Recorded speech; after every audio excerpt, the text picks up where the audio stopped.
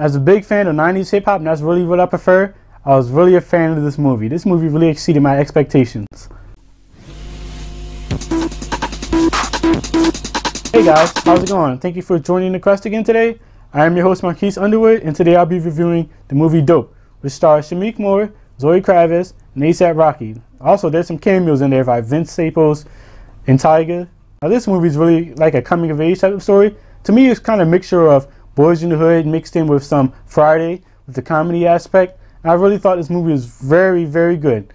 I really first heard this movie at the Sundance Film Festival. It got all this praise, and it finally made it to the theaters. So I decided to go check it out. It's about this guy who's kind of into 90s hip hop, him and his crew of 2 people.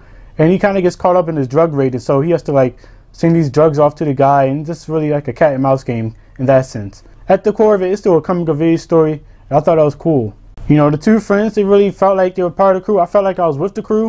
When I was watching this movie, I didn't feel like I was just an audience member. I felt like I was with them. There's a lot of funny moments in here, a lot of references to drugs, obviously, since the movie is called Dope, which is kind of a double entendre in this case. It's kind of funny to see how these characters navigate through the circumstances that they're put through with these drugs that they're holding for these other guys. There's kind of, you know, several subplots in the movie. You have the guy that's in the 90s guy who's kind of into this girl, who's kind of into somebody else at the same time, who's played by Zoe Kravitz too, by the way. I thought that storyline was kind of good. You have a storyline with the drugs and how they're trying to get rid of the drugs and don't really want to be a part of it because they don't know what the hell they're doing. That was cool. Multiple things occur in this movie, as I say, so it's really hard to pin it down just to one thing. You know, the movie really tackles stereotypes very well. It also tackles about how this kid, he's trying to get into Harvard, but since he's from Inglewood, California, nobody really thinks or gives him a chance that he's going to go there.